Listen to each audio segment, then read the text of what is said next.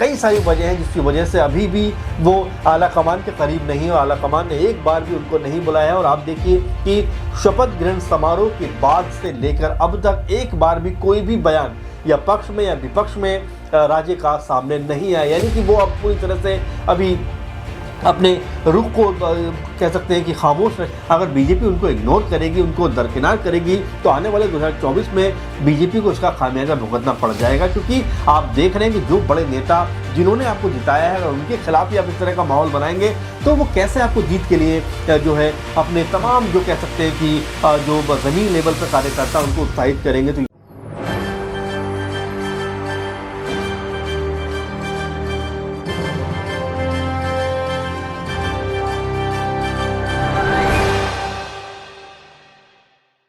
नमस्कार, मैं दौलत शर्मा और आप देखना शुरू कर चुके हैं SPN9 न्यूज़ और स्वागत है आपका हमारे खास प्रोग्राम चुनावी अखाड़ा में, जहां पर चुनाव से जुड़े हुए हर विवाद को आपके पास तक हम लेकर आएंगे। नेताजी क्या बोलते हैं और नेताजी किस तरीके से ऊटपटांग बयान देते हैं वो भी आपके समक्ष यहां पर रखे जाएंगे। राजनीति में अक्सर देखा जाता है कि खींचतान होती है और ये खींचतान कुर्सी के लिए होती है और इसी कुर्सी की खींचतान को एक सूत्र में बांधा जाता है कि अगर आपको कुर्सी चाहिए तो चुनाव के जरिए आप वोट कमाइए और कुर्सी ले जाइए। लेकिन कई बार चुनाव जीतने के बाद भी या फिर चुनाव में बहुमत मिलने के बाद भी कई लोगों को कुर्सी नहीं मिलती। यही हाल हमने देखा मध्य प्रदेश और राजस्थान में हुआ। शिवराज सिंह चौहान, उनका चेहरा यहां पर बीजेपी के लिए काफी ज्यादा काम आया। जब उनको सीएम पद नहीं दिया गया तो ये बवाल मचा कि हमने तो वोट मामा को देखकर दिया था लेकिन मामा ही हमको छोड़कर जा रहे हैं। यानी लोग कह रहे थे कि बीजेपी ने जनता समेत मामा को धोखा दिया। लेकिन मामा यहां लगातार अपनी पार्टी का बचाव कर रहे थे, बगावती सुर नहीं दिखा रहे थे, क्योंकि शायद उन्हें पता होगा कि मध्य प्रदेश में पहले भी ऐसा हुआ है कि यहां पर उमा भारती को सीएम पद से हटा दिया और फिर आप जानते ही हैं कि उनके साथ क्या हुआ। कभी पार्टी में इन, कभी पार्टी में आउट, कभी दूसरी पार्टी से चुनाव लड़ा तो पता चल गया कि बीजेपी के अलावा उनका कोई ठोर ठिकाना नहीं है और फिर दोबारा बीजेपी में वापसी हुई। और शिवराज सिंह चौहान कहीं ना कहीं ये नहीं चाहते थे और उन्होंने पार्टी का मैसेज आने का इंतजार किया और उनको न्योता दिल्ली से आता है। जेपी नड्डा उनको न्योता देते हैं और बैठक के लिए बुला लेते हैं। बड़ी लंबी बैठक यहां पर चलती है और उसके बाद शिवराज सिंह चौहान के चेहरे पर एक संतुष्टि दिखाई देती है कि कुछ तो फैसला उनके हक में हुआ है। क्योंकि यहां पर जब जनता कह रही थी कि आपके चेहरे पर चुनाव दिया तो कहीं ना कहीं शिवराज सिंह चौहान भी अपने आप को ठगा हुआ महसूस कर रहे होंगे कि पार्टी के लिए इतना बलिदान दिया, लाडली बहना योजना की रकम बढ़ा दी, लेकिन फिर भी सीएम नहीं बनाया गया। लेकिन अब उनको लगता है कि लोकसभा चुनाव में बड़ी जिम्मेदारी मिलेगी, क्योंकि उनका बयान तो यही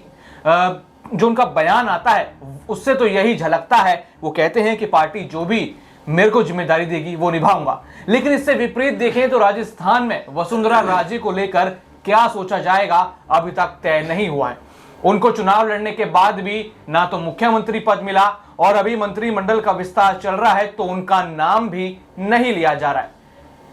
लगातार अटकलें तो यही लग रही हैं कि उनको भी शिवराज सिंह चौहान की तरह जो है बुला लिया जाएगा, कॉल आएगा, लेकिन वो कॉल अभी तक नहीं आया। लेकिन कहीं ना कहीं इसमें कमी दिखती है कि वसुंधरा राजे यहां पर बगावती सुर दिखा देती हैं, चुनाव से पहले भी, चुनाव के बीच भी और चुनाव के बाद भी। यानी सवाल यहां पर कई सारे उठ जाते हैं वसुंधरा राजे के खिलाफ ही। तो कई सारे यहां पर सवाल हैं और उन सवालों के जवाब देने के लिए अमन सर हमारे साथ मौजूद हैं और उनसे यहां पर पहला सवाल करेंगे कि आखिर यहाँ पर जो बीजेपी का आला कमान है सर, वो क्यों अपने आप को रोक रहा है, या फिर ऐसी कौन सी वजह है कि वो रुक रहे हैं कि हम वसुंधरा से सीधे सीधे जाकर ना मिलें या फिर उनको न्योता ना दें? ऐसी क्या मजबूरी है आला कमान की जो वसुंधरा के पास नहीं जा पा रहे या फिर उनको कोई बड़ा ऑफर शिवराज सिंह चौहान की तरह नहीं दे पा रहे? जाहिर बात है और आपने सही भी कहा, क्योंकि जिस तरह से राजे ने मेहनत की और लगातार बनी रही और इलेक्शन के दौर में भी देखा गया कि लगातार सभाओं में शामिल रही, लेकिन उसके बावजूद भी उनको जो चाहिए था वो नहीं मिला। और इसको लेकर जिस तरह का उनका हट चला और लगातार 8-10 दिन इस पर चर्चा होती रही, उसके बाद जाकर कहीं भजन लाल शर्मा का नाम निकल कर सामने आता है। उम्मीद ये आती है कि अब शायद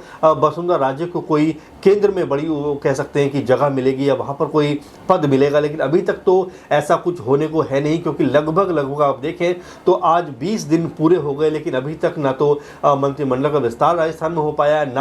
ना ही कोई जो ऐसा हो पाया जिससे लगे कि राज्य का कद जो है बढ़ाने का काम बीजेपी ने किया हो। बल्कि शिवराज सिंह चौहान को बुलाकर बातचीत की गई, उनको एक बड़ा पद भी दिया गया और बड़ा पद देने का आश्वासन भी दिया गया। तो ऐसे में जो शिवराज सिंह चौहान है उनके लिए तो पार्टी ने वाकई बहुत कुछ सोचा और करने का भी फैसला किया, उपाध्यक्ष उनको बनाया। इसके अलावा और भी बड़ा पद उनको दिए जाने की लगातार चर्चाएं बनी हुई है। ऐसे में राज्य का पिछड़ना कई तरह से देखा जा सकता है, क्योंकि जिस तरह से वो मुखर हुई और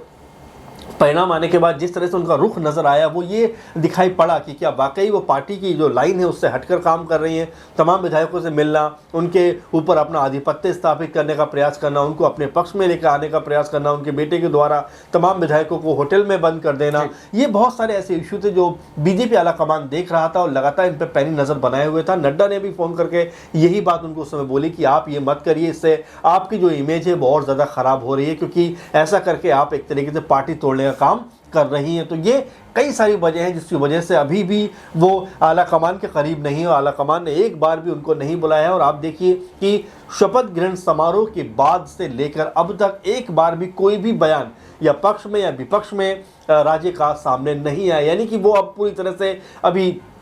अपने रुख को कह सकते हैं कि खामोश रखे हुए हैं। लेकिन क्या ये खामोशी बहुत दिन तक कायम रहेगी, क्या ये खामोशी बरकरार रहेगी और क्या अभी वो कुछ नहीं बोलेंगे, क्या 2024 तक वो अपनी जो खामोशी है इसको बरकरार रखेंगी? कई सारे इसके मायने निकाले जा रहे हैं, क्योंकि मंत्रिमंडल का गठन ना होना तो यही बता रहा है कि राज्य का हो सकता है कि वो दबदबा नजर ना आए और बीजेपी ये सोच रही है कि अगर ऐसा होता है तो कहीं राज्य बगावत ना कर दे, इसीलिए बहुत सारी चीज़ों को वो देख समझ रहे हैं। लेकिन फिलहाल अगर राज्य को बड़ा पद देने की बात कहें तो ऐसा कुछ दौलत लग नहीं रहा। यहां पर वसुंधरा राजे की बात करें तो अगर यहां पर वसुंधरा राजे को कोई मंत्री पद नहीं मिलता है तो क्या वो अपने साथी विधायकों के लिए यहां पर लड़ाई लड़ती हुई नजर आएंगी, या फिर अपने लिए वो पहले लड़ाई लड़ेंगे कि पहले उनको लोकसभा के लिए चुना जाए या फिर बड़े पद के लिए चुना जाए, उसके बाद वो अपने विधायकों के लिए लड़ेंगी? क्या स्थिति आपको यहां पर नजर आती है कि वसुंधरा राजे क्या आला कमान से लड़ सकती हैं अपने विधायकी पद के लिए या फिर अपने विधायकों के पद के लिए या फिर लोकसभा के लिए? देखिए जाहिर सी बात है, और देखिए राज्य का ग्रुप कह सकते हैं या राज्य का खेमा कह सकते हैं कि काफ़ी ताकतवर है। आप देखें कि जब चुनाव खत्म होता है और उसके बाद जब गिनती वोटों की होती है और परिणाम सामने आते हैं उसके अगले ही दिन देखें आप तो 60 से 70 विधायक राज्य के घर पहुंच जाते हैं। इससे आप समझ सकते हैं कि राज्य की जो ताकत है राज्य में कितनी स्ट्रांग है, और यही बात बार वो बीजेपी को समझाने का प्रयास करती रही। दिल्ली भी वो आई और कई लोगों से मिली, यहाँ पर चाहे नड्डा की बात करें या फिर दूसरे नेताओं की बात करें, सबसे मुलाकात करके कहीं ना कहीं अपना पक्ष रखा। लेकिन राजनाथ सिंह के जो है एक तरीके से कि ऑब्जर्वर बनने के बाद उन्होंने अपनी बात को शायद उस ढंग से नहीं रखा होगा या उससे एक कदम पीछे हट गई होंगी। तो ऐसे में अब राज्य के लिए ये ज़रूरी हो जाता है कि उनको एक बड़ा ओहदा दिया जाए, क्योंकि बड़े कद की नेता हैं, 2 बार सीएम रह चुकी हैं, बीजेपी में सबसे प्रमुख चेहरा है राजस्थान का वसुंधरा राजे। तो ऐसे में अगर बीजेपी उनको इग्नोर करेगी, उनको दरकिनार करेगी, तो आने वाले 2024 में बीजेपी को इसका खामियाजा भुगतना पड़ जाएगा। क्योंकि आप देख रहे हैं कि जो बड़े नेता जिन्होंने आपको जिताया है, अगर उनके खिलाफ ही आप इस तरह का माहौल बनाएंगे तो वो कैसे आपको जीत के लिए जो है अपने तमाम जो कह सकते हैं कि जो ज़मीन लेवल पर कार्यकर्ता उनको उत्साहित करेंगे। तो यही वजह है सबसे बड़ी कि अगर राज्य को बड़ा स्थान नहीं दिया गया, बड़ा मुकाम नहीं दिया गया, बड़ा पद नहीं दिया गया, तो ये बीजेपी के लिए ही खतरे का सबब बन सकता है। बिल्कुल, यहाँ पर अपने बड़े नेताओं को दरकिनार करना कहीं ना कहीं बीजेपी के लिए खतरे का सबब बन सकता है, और बीजेपी का भी एकमात्र लक्ष्य जो नजर आता है वो चुनाव 2024 का नजर आता है, जिसमें लगातार अपने आप को वो तीसरी बार शासन में लाना चाहते हैं। लेकिन अगर ऐसे ही लगातार यहाँ पर बड़े नेता दरकिनार होते रहे, निराश होते रहे, तो कहीं ना कहीं ये राह बीजेपी के लिए मुश्किल होती हुई नजर आएगी। तो देखना होगा कि यहाँ पर वसुंधरा राजे के लिए कॉल कब आता है, या फिर वसुंधरा राजे को यहाँ पर नड्डा का नहीं क्या फिर अमित शाह का कॉल आता है, क्योंकि कहीं ना कहीं उनका कद देखा जाए तो राजस्थान की राजनीति में काफी बड़ा नजर आता है। और ऐसे में कहीं ना कहीं 2024 के चुनाव के लिए वसुंधरा के सपोर्ट की तो यहाँ पर बीजेपी को बिल्कुल यहाँ पर जरूरत पड़ेगी, क्योंकि अब यहाँ पर कांग्रेस विधानसभा का चुनाव हारने के बाद लोकसभा की तैयारी में जुट गई है। तो देखना होगा 2024 में क्या होता है, बीजेपी यहाँ पर तीसरी बार अपनी सरकार बना पाएगी या नहीं, या फिर अपने नेताओं की ही उलझन सुलझाने में खुद उलझ जाएगी। बाकी और भी ऐसी खबरें जानने के लिए देखते रहिए SPN9 न्यूज